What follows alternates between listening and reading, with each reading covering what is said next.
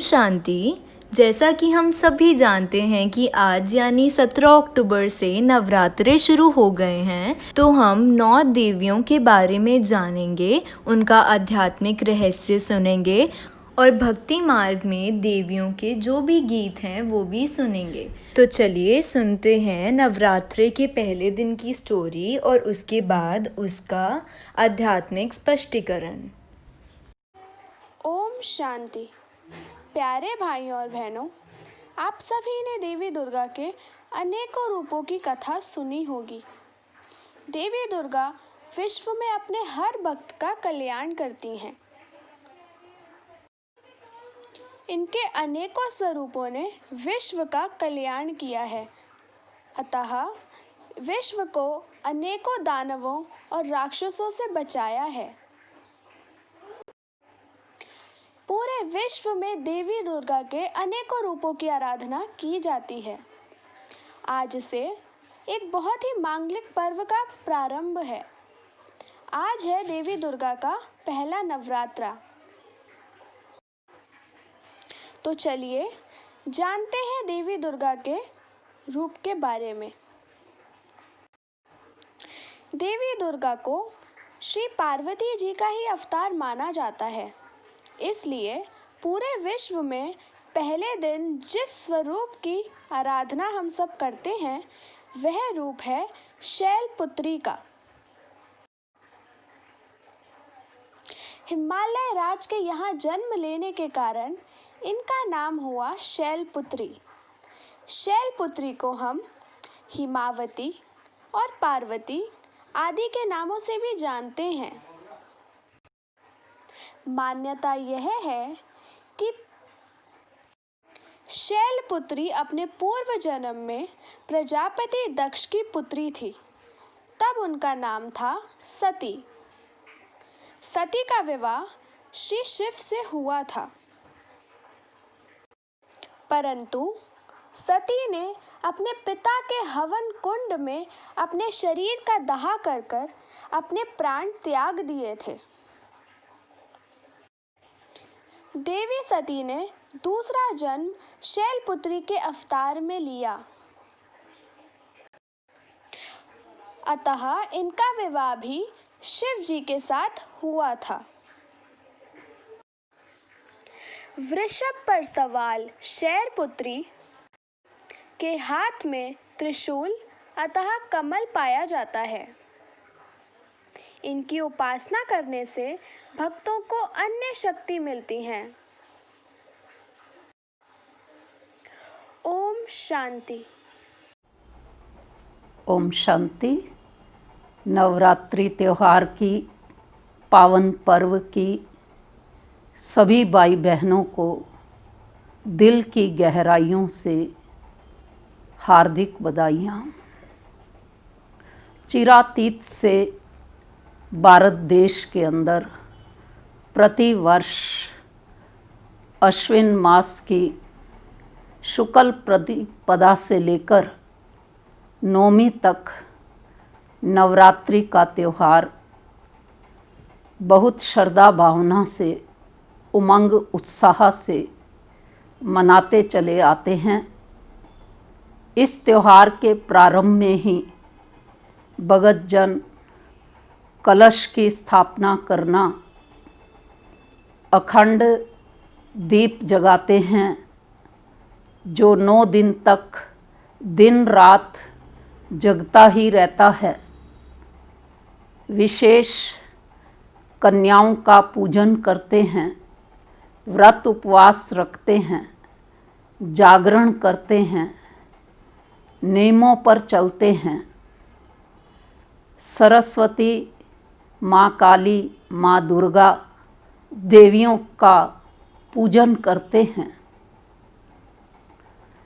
ये सब करने के पीछे वास्तव में इसका आध्यात्मिक भाव क्या है, भावार्थ क्या है, आध्यात्मिक रहस्य क्या है, उन सब की ओर आपका ध्यान खिंचवाने के लिए आज इस सुंदर त्योहार के प्रथम दिन पर शैलपुत्री की कथा सुनते हुए हम आपस में इस त्योहार के पीछे जो गहरे आध्यात्मिक रहस्य प्रभु पिता के द्वारा इशारे में समझाए गए हैं, उन सत्य रहस्यों को आपको बताने की पूरी कोशिश करेंगे। तो वास्तव में आदि शक्ति का दिव्य स्वरूप क्या है, देवियों का, चाहे माँ सरस्वती है, माँ दुर्गा है, माँ काली है, इन सब का वास्तविक परिचय क्या है, कन्याओं का विशेष पूजन गायन होता है, क्या उन्होंने ऐसे महान कर्तव्य किए जो नवरात्रि के दिनों में कन्याओं का विशेष पूजन होता है। इसको समझने के लिए मैं आपके साथ 3 कथाएं, 3 आख्यान प्रसंग जो भगत जन नवरात्रि के दिनों में सुनते हैं, उसको आपके साथ शेयर करना चाहूँगी, जो कि हमारे को हमारे प्रश्न का जवाब देने में सहायक सिद्ध हो सकते हैं। जैसे कि प्रथम आख्यान के अंदर ये बताया जाता है कि चतुर्युगी का अंतिम चरण जबकि विनाश काल निकट था, उस समय मदुप और कैटप जैसे असुरों ने देवी देवताओं को अपना बंदी बना करके रखा हुआ था। उस समय कहते हैं कि श्री नारायण जी मोह निद्रा में सोए हुए थे। तब ब्रह्मा जी ने अपनी शक्तियों के द्वारा एक कन्या को प्रकट किया, जो कि आदि कन्या कहलाई। उस आदि कन्या देवी ने श्री नारायण जी को जगाया और श्री नारायण जी ने मदुप कैटप जैसे असुरों को हराकर देवी देवताओं को उनके चंगुल से मुक्त किया। दूसरे आख्यान के अनुसार ये बताया गया है कि महिषासुर नाम का जो असुर था, उसने देवी देवताओं को पराजित किया हुआ था। उस समय त्रिदेव की शक्ति से एक आदि कन्या का प्रगटीकरण हुआ। वो आदि शक्ति अस्त्र शस्त्र से सुसज्जित थी, श्रृंगारी हुई मूरत थी, तीसरा नेत्र था। उसने महिषासुर को समाप्त करके और देवी देवताओं को मुक्त किया। तीसरे आख्यान के अंदर ये बताया गया है कि सूर्य वंश में 2 असुर शुंभ और निशुंभ पैदा हुए। शुंभ और निशुंभ के जो प्रधान कार्यकर्ता थे, उसका नाम रक्तबीज था, और जो सेनापति था उसका नाम धूम्रलोचन था, और जो 2 विशेष सहायक थे उनका नाम चंड और मुंड था। तो जो ये शुंभ निशुंभ थे, इन्होंने देवताओं को बंदी बनाया हुआ था।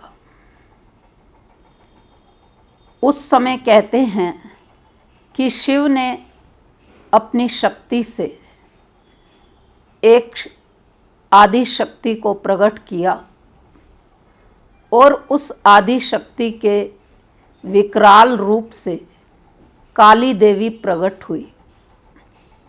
काली देवी ने, कलिका ने अपनी शक्तियों से रक्त बीज को समाप्त किया। रक्त बीज के लिए कहते हैं कि उसके रक्त की एक बूंद भी अगर धरती पर गिर जाती थी तो उससे एक असुर फिर से पैदा हो जाता था। तो रक्त बीज का ऐसा विनाश किया कि उसकी रक्त की एक बूंद भी नहीं बची। उसके साथ साथ शुंभ निशुंभ, चंड मुंड, धूम्रलोचन सबका काली देवी ने विनाश किया। ये 3 ऐसे प्रसंग हैं जो कि हमको मदद कर सकते हैं कि आदि शक्ति का वास्तविक स्वरूप क्या है, देवियों का वास्तविक परिचय कौन सा है और कन्याओं का पूजन क्यों होता है। अगर इन आख्यान में हम देखें तो भक्तजनों ने शब्दार्थ को ले रखा है, लेकिन शब्दों के पीछे जो भाव छिपा हुआ है वो नहीं लिया। कथा प्रसंग सुनते रहे, कहते रहे, लेकिन उसका आध्यात्मिक रहस्य क्या है उसको उन्होंने नहीं समझा। तो आज प्रथम दिवस है नवरात्रि का, देवी शैलपुत्री का दिवस है, जो कि राजा पर्वत के घर में जन्म लिए हुए थी। तो जिसके अंदर विशालता, दृढ़ता पर्वत के समान, वो हमने कथा सुनी ही। उससे पूर्व जो हमने सुना उसका भावार्थ, उसका आध्यात्मिक रहस्य हम नवरात्रि के दूसरे दिन सुनेंगे। आज के लिए इन प्रसंगों के साथ आप सबको नवरात्रि के पावन पर्व की पुनः पुनः बधाइयाँ मुबारक स्वीकार हो। ओम शांति। तो चलिए अब हम सुनते हैं शैलपुत्री देवी पर एक भक्ति मार्ग का गीत। जय मां शैलपुत्री प्रथम दक्ष की हो संतान, नवरात्रि के पहले दिन करिए आपका ध्यान। अग्नि कुंड में जा कूदी पति का हुआ अपमान, अगले जन्म में पा लिया शिव के पास स्थान। राजा हिमाचल से मिला पुत्री बन सम्मान, उमा नाम से पा लिया देवों का वरदान। सजा है दाएं हाथ में संहारक त्रिशूल, बाएं हाथ में ले लिया खिला कमल का फूल। बेल है वाहन आपका जपती हो शिव नाम, दर्शन ने आनंद मिले अम्बे तुम्हें प्रणाम।